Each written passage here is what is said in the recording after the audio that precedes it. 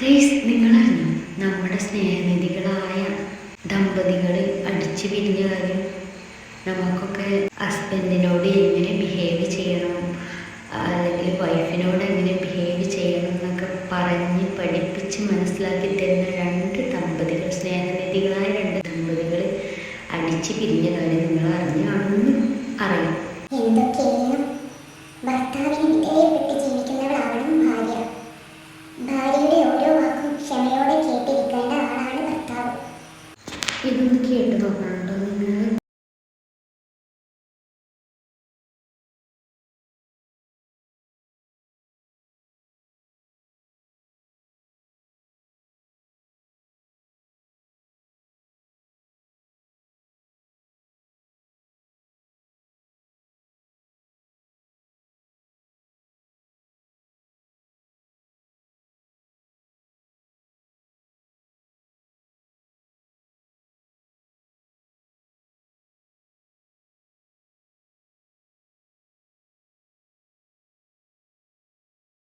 അതേ, വിഷമം തോന്നരുത് കേട്ടോ.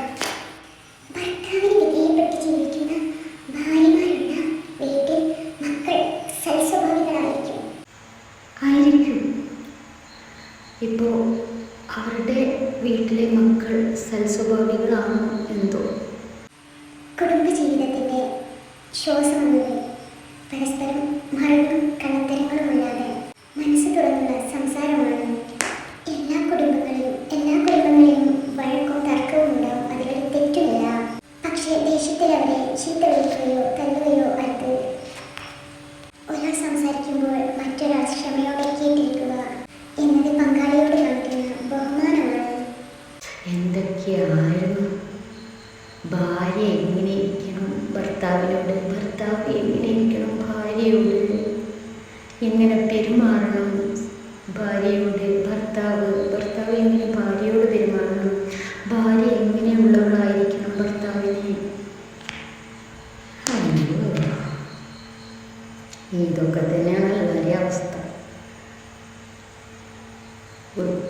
സ്വഭാവം പറയുന്ന വേറെ ഒന്നിക്കും പുറമേക്ക് നല്ല വെള്ളം ചമഞ്ഞിട്ട് ഉള്ളിൽ മഹാവൃത്തിയിട്ട് എല്ലാവരും ഇവരുത് നല്ല ഏതൊരാൾ ഏതൊരു